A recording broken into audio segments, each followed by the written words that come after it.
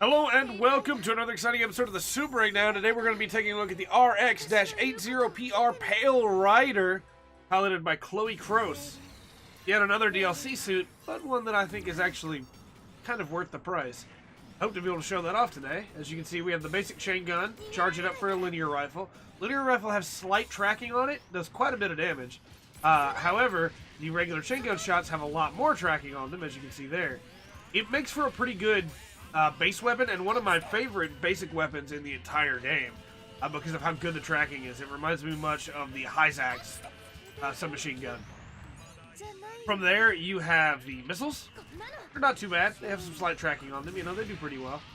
Kind of long charge time, and at short range are basically worthless, but you know, they can do some damage here and there, and they give the burn status, which staggers, so it's not too bad. From there, you have the rolling minigun, which is very nice. A rolling chain gun. Does very decent damage and lets you move. Has no tracking on the shots, really. And has kind of a long recharge time again. But is very nifty in the movement abilities of it alone. To be able to help you get away from a Garobi at last second or things like that. The Striker is melee. It's not too bad. But as you can see, it can be kind of hard to hit with sometimes. This is a nice little pop-up. There we go. Show you some damage on that.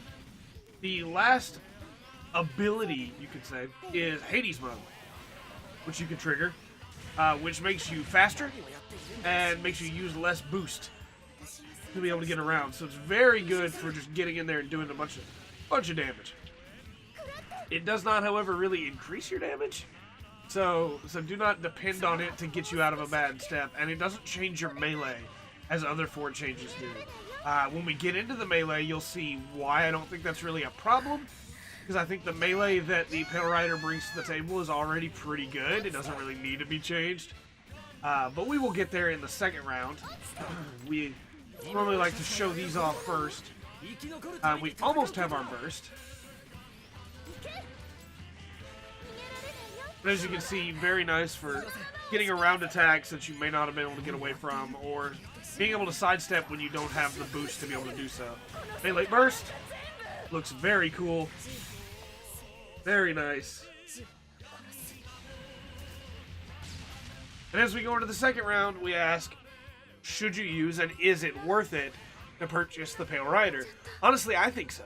I think the Pale Rider is probably one of the more fun DLC suits, but also one of the more balanced.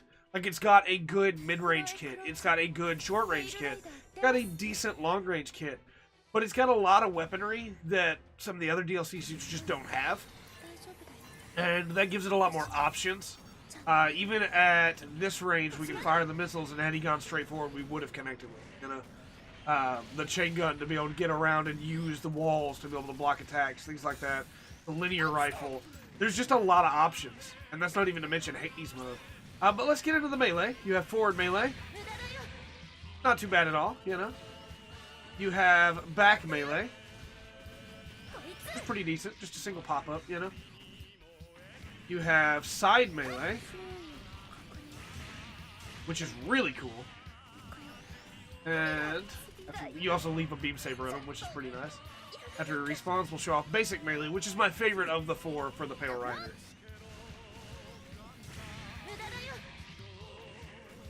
Now, I said it didn't change your melee for Hades mode, but what it actually does for Hades mode is just give you more hits.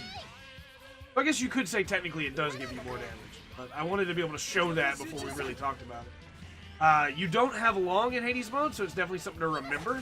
But as you can see, you get more hits off your melee combos in Hades mode, and they give you a stun on the forward melee in Hades mode. So I guess it does change your melee in ways. It just doesn't change it as drastically as other suits have in this game.